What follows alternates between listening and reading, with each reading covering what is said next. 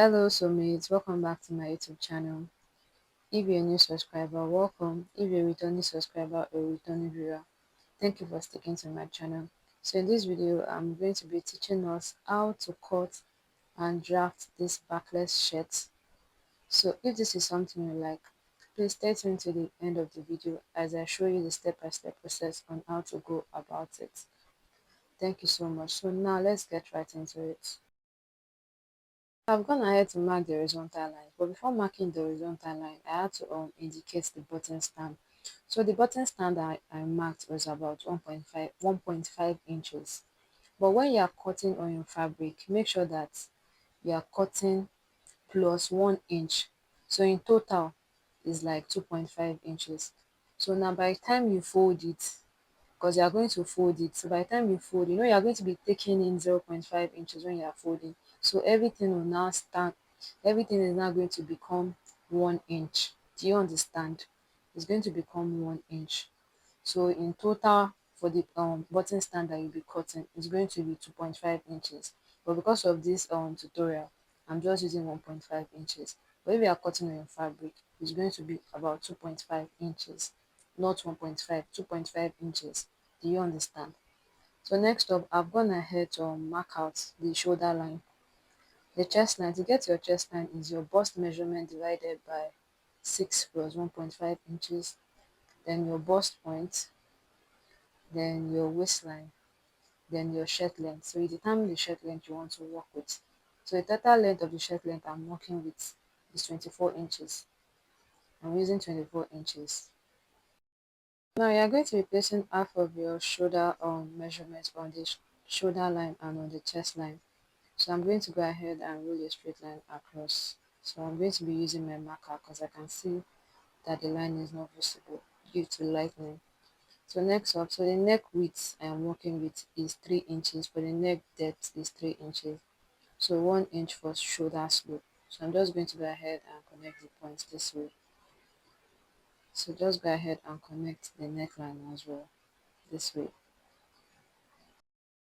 So now you're going to get the midpoint, then you come in by half an inch, then you're just going to be connecting it this way to the chest line as well. So now we've gotten our armhole. So I'm just going to use my marker to make the lines visible. So now we've gotten our armhole, just as you can see.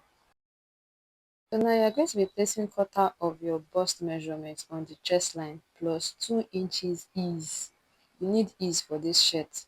So on the waistline, place quarter of your waist measurement plus 2 inches ease. Same thing as the hip line, your hip measurement, quarter of your hip measurement plus 2 inches ease. You need ease for this particular style. You need ease. So I'm just going to go ahead and connect the points just as you can see.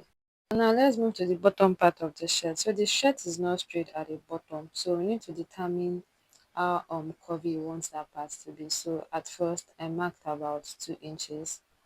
I marked about 2 inches and I connected it to the center from this way. But I felt that that 2 inches was too small. So I extended it to 1 inch. So let's say I took about 3 inches at that point. So I connected it to the center front. So I'm just going to use my marker to make the actual line visible. So this is what we have. To determine the extension for the back and the opening for the back. So now I'm just going to be extending the lines on the waistline, on the bust point line, the hip line, the new shirt length to just extend the line for guide. So now to determine the opening for the back, you say your waist measurement divided by 4 minus 2 inches or 3 inches. Do you understand? So in this case, I minus 2 inches. So at that point that I marked on the waistline, I'm going to roll a straight line across, just as you can see. I roll a straight line across this way.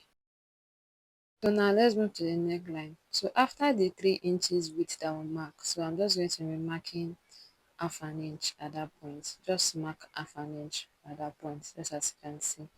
So now we're going to be connecting from that point to your bust point line. So you might want to connect to your bust point line or connect to your chest line. But if you feel that that place is going to be too open, your bust might be out a lot, you might just stay on your chest line. But if you feel you might not expose too much, you can just stay on your bust point line. But in this case, I came down by 0.75 on the chest line. I came down by 0.75 on the chest line. As you can see, I came down by 0.75. So now you need to determine that particular part for yourself to know what will work for you. So I'm just going to be taking my ruler this way. Just carefully follow the process. So I'm just going to be using it to connect this point at first. You can see that it is not that curvy. You can see that it is not that curvy. So I extend, I came down by 0.75. So I just extended that line. You can see I extended that line. So you just blend the lines all together. So I'm just going to be using my marker to make the lines visible so that you can see it clearly. I'm just indicating the lines just as you can see. So next up now we're just going to go ahead and cut out this space. So by the time you are cutting on your fabric, you're going to be cutting about two pieces. So make sure that you also had all your allowances, your sewing allowances all out, or your sewing allowances to the side, to the armhole and the bottom, and also your 2.5 inches for the button stand. So this is what we have. So now let's move to the neckline. So we need to indicate the neck width for the front. So now you're just going to place your tape rule this way. So just get the front part. So for this front part, including the button stand, I had about 6 inches. So I'm noting 6 inches down. Do you understand? So now you want to get the actual neck width for the back so that I can add it together to get your collar. So I'm just going to roll a straight line like this. Let's assume this is 3 inches by 1 inches for the back. Do you understand? So this is, let's assume that this is the back. So you just measure what you have all around. So by the time I measure what I have all around, I had about 3.5 inches. So I noted 3.5 inches down plus 6 inches. That's about 9.5 inches. Do you understand? So 9.5 inches. So when you multiply it by 2, it will give you your total neck all around. Do you understand? So I'm rolling a straight line and I wrote a straight line, and you see, as the starting point. So now, since it's 9.5 that we're working in, so I'm just going to mark 9.5 inches on that line. So here at the center front here, I'm just going to mark about half an inch. So remember the 9.5 that we have, we are going to divide it by 2. So you get the midpoint. So this is the midpoint here. So now you're going to be connecting it using the curvy part of your ruler from that 0.5 to the midpoint this way, just as you can see. So now you're going to determine your collar stand. So I'm using 1 inch for the collar stand. So I'm going to be marking 1 inch all around to the center back. Do you understand? To that point. So now this line I'm indicating now, this is the center back line. So now just connect it this way. Just use your ruler to just try to blend it all in. So this is what we have. So we're not done. So this is what we have.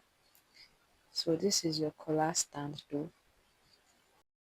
So at that point here, I'm going to mark about half an inch inward, just as you can see.